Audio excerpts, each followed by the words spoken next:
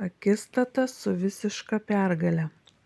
Aš turiu draugą, kuris turi nemažą verslą. Vieną dieną jis man pasakė, kad viena jo sekretorių serga vėžiu. Jis pasakė, jis suėsta vėžio ir ją 2 kart operavo. Ji taip sulysto, jog liko tik kaulai ir oda, o visi jos plaukai nuslinko. Gydytojai pasakė, kad vėžys tiek pažengęs, jog jie negali jai padėti. Jie pasiuntė ją namo numirti. Tada mano draugas paklausė manęs, ar ji turi mirti? Aš pasakiau jam, ne, Dievas ją išgydys. Jis paklausė, ar patarnausiu jai. Žinoma, pasakiau aš. Taigi jis paskambino jai. Ta vakarą jie atvažiavo pas jį. Aš pasiėmiau savo Bibliją ir įėjau į svetainę ir pasikalbėti su ja. Aš pasakiau, na brangioji, aš suprantu, kad tu žinai, jog tavo chirurgai išsiuntė tave namo numirti. Matyt, nebūčiau to paminėjęs, jei viešpats nebūtų manęs vedęs to padaryti. Taip, jie išsiuntė mane namo numirti, pasakė ji man. Jie pasakė, kad nėra jokių vilčių pasveikti. Dabar atkreipdėmėsi į tai, ką aš pasakiau jai. Vieną šių dienų, kai velnias bandys sunaikinti tave, tau reikės tai žinoti. Ir atsimink, velnias visada ateina. Nė vienas nėra jam per daug dvasingas, kad jis nebandytų jo pulti. Visgi jo puolimo baigtis priklausys nuo to, ką tu darai. Aš pasakiau šiai sekretoriai, tau nereikia mirti, suprask teisingai, tu gali gyventi ir nemirti, bet jei nedarysi to, ką Jėzus liepė daryti, tu numirsi. Gydytojai nebuvo išprotėję, jie kalbėjo šiai moteriai tiesą. Mąstant logiškai, jei ji nieko nedarytų tam vėžiui, ji numirtų, bet jei ji paklustų viešpaties nurodymams, ji galėtų gyventi. Man nesvarbu, į kokią bažnyčią tu vaikštai, jei tu priimi gydytojų diagnozę ir nieko nedarai su vėžiu, jis nužudys tave. Aš pasakiau savo draugo sekretoriai, aš pamokysiu to, ką moko Jėzus. Esi gimusi iš naujo, tiesa? O taip, pasakė ji. Dabar aš esu tik nurodymų davėjas. Be Dievo aš neturiu jokios jėgos, bet aš išmokysiu tave, kaip gyventi. Tai suveiks ir tau. Štai ką aš pasakiau jai. Evangelijoje pagal Matą 21:21 Jėzus liepė kalbėti kalnams. Būtent taip tu ir privalai daryti. Ne kaip, kad tu manai, jog reikia daryti, bet kaip liepė Dievas. Kalnas reiškia problemą. Jos atveju tai buvo vėžys. Pagal 21 eilutę pirmiausia, tu privalai tikėti ir neabejoti. Tada, jeigu tu pasakysi šiam kalnui kelkis ir meskis į jūrą, taip ir bus. Paklusdamas šiai rašto vietai aš pasakiau, Jėzaus vardu aš prakeiksiu tą vėžį.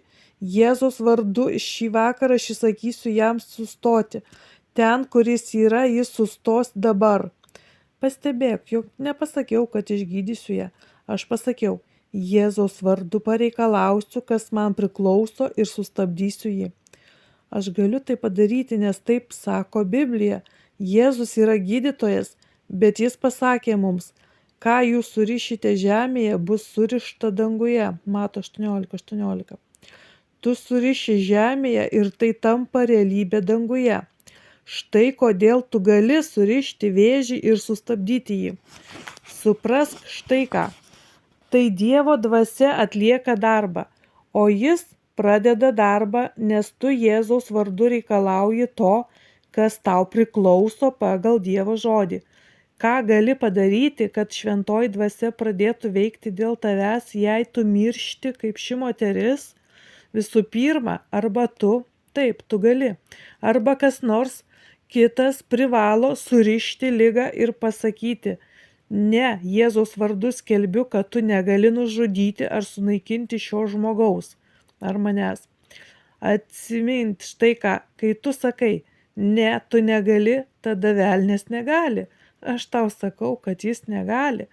Pripažink faktus, kaip kad aš pasakiau mirštančiai draugo sekretoriai, taip ir tu turėsi tam tikrą atsakomybę, kad išgytum ar išstumtum bet kokį kalną iš savo gyvenimo. Štai kur prisijungia tavo burna ir pradeda dirbti.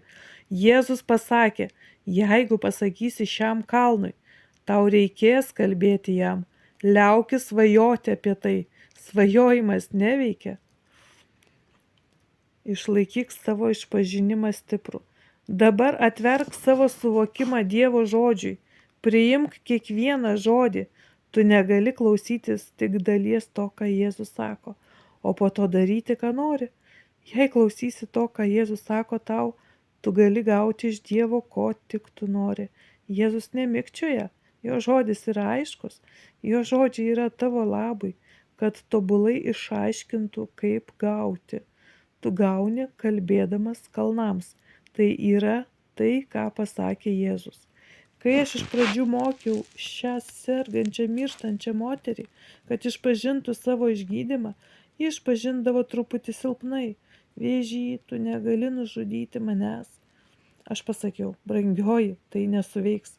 Pasakyk tai stipriai. Kai apaštalas Paulius išgydė luošį Listroje, jis pasakė garsiai, atsistok ant savo kojų. Apaštalų darbų 14:10. Galbūt tau reikės kiekvieną dieną vaikščioti ir garsiai kalbėti Jėzaus vardu vėžį ar bent koks kitas kalnas tavo gyvenime. Tu niekada nenužudysi manęs. Aš sakau tau ir aš sakau tau dabar. Lauk iš mano kūno ir mano gyvenimo. Išnyk dabar. Visiškai išnyk. Tu neturėsi nei gabalėlio manęs, nes Jėzus yra mano gydytojas. Jėzus tampa tuo, ką tu sakai jį esant. Atsimink, tu privalai išpažinti, kad Jėzus yra tavo gydytojas ir neleisk, jog velnias atkalbėtų tave nuo to. Visada išpažink tai drąsiai ir jis taps tavo gydytojas. Būtent tai Jėzus daro visada. Kiekvieną tavo gyvenimo dieną Jėzus tampa tau tuo, kuo tu sakai jį esant. Jis yra alfa ir omega, pradžia ir pabaiga. Apreiškimo 1:8. Jis yra toks nuo pradžios iki tu paskutinį kartą įkvėpsi. Jeigu tu išpažinsi į savo gyvenimo pergalę, jis taps ją tau. Jėzus yra tavo gelbėtojas.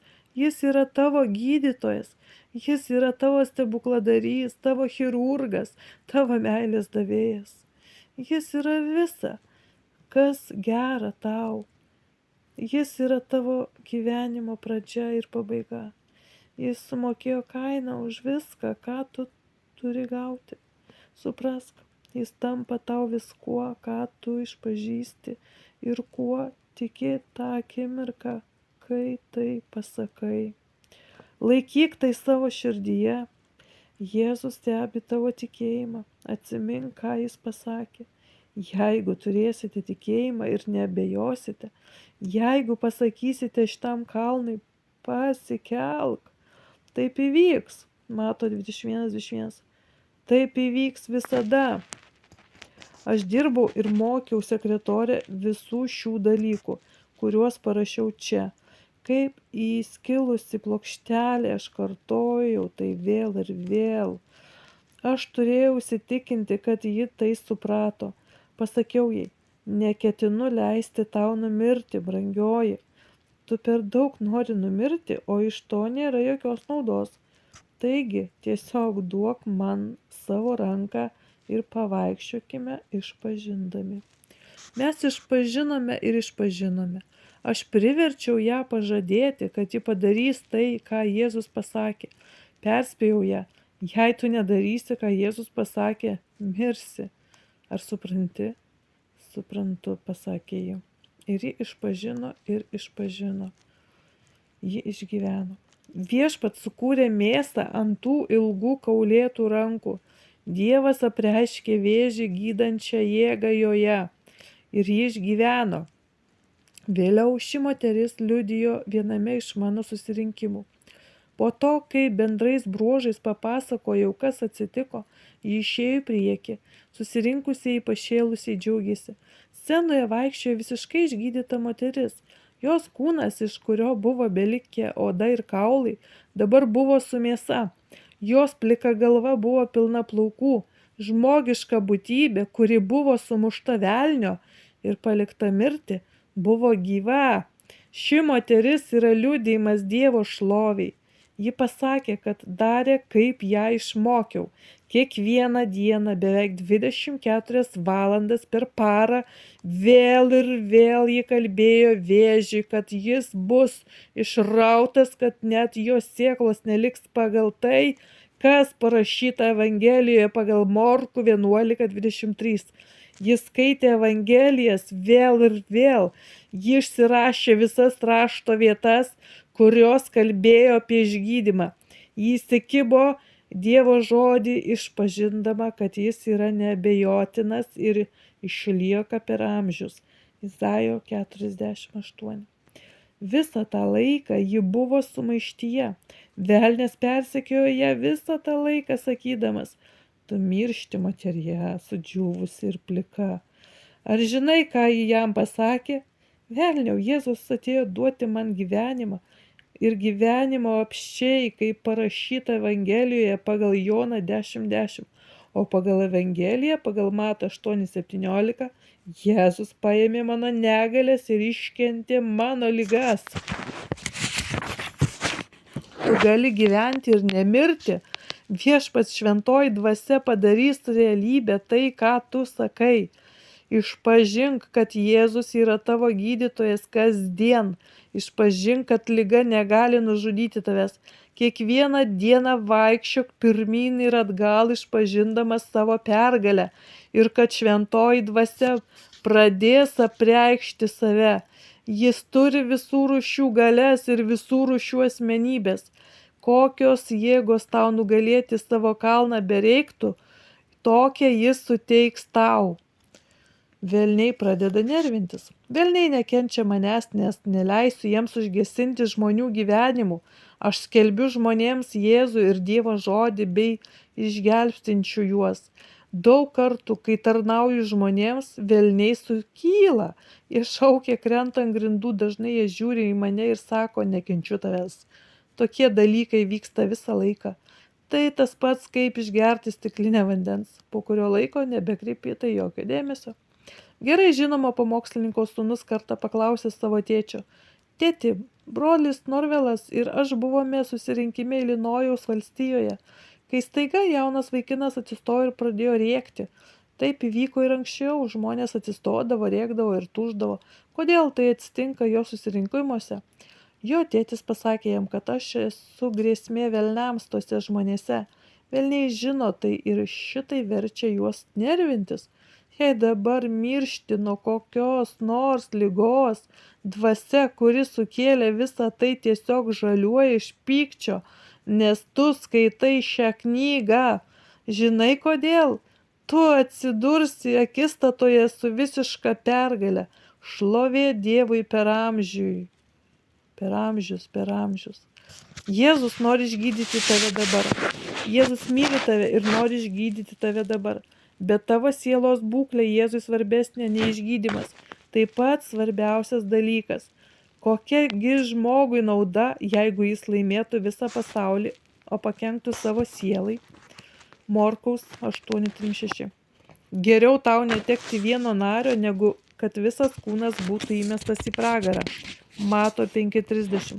Esmė ta, kad Jėzus nori, kad tavo nariai, kūnas, būtų sveiki ir kad taip pat tu nueitum į dangų. Bet tu privalai gimti iš naujo, Jono 3:5.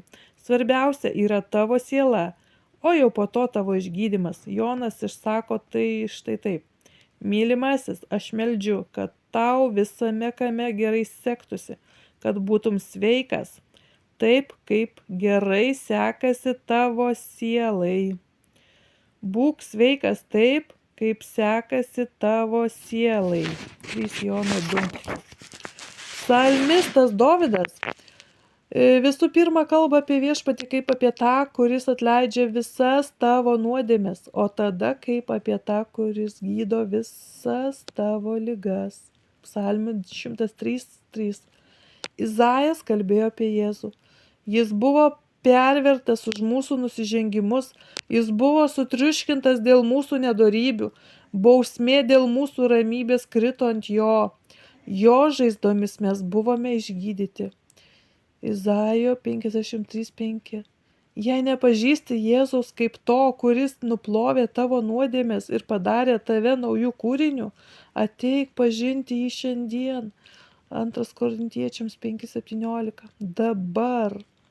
Jeigu lūpomis išpažinsi viešpatį Jėzų ir širdimi tikėsi, kad Dievas jį prikėlė iš numirusių, būsi išgelbėtas. Romiečiams 10:9. Pasimelsk garsiai šią maldą. Jėzau, prašau, ateik į mano širdį kaip mano gyvenimo viešpas ir gelbėtojas. Ačiū, kad atleidai man visas nuodėmes. Aš esu naujas kūrinys tavyje, nes taip sako tavo žodis. Tu esi ištikimas padaryti tai, ką pažadėjai padaryti, jei ateisiu pas tave ir prašysiu. Ačiū tau, Jėzau. Dabar, kai esi Dievo vaikas, jeigu tau reikalingas išgydymas, gali ateiti pas tėvą Jėzaus vardu ir pareikalauti išgydymo. Tu gali gyventi ir nemirti, tu gali kalbėti kalnams, tu gali gyventi visiškai pergalingą gyvenimą Kristuje Jėzuje. Amen. Būk išgydytas.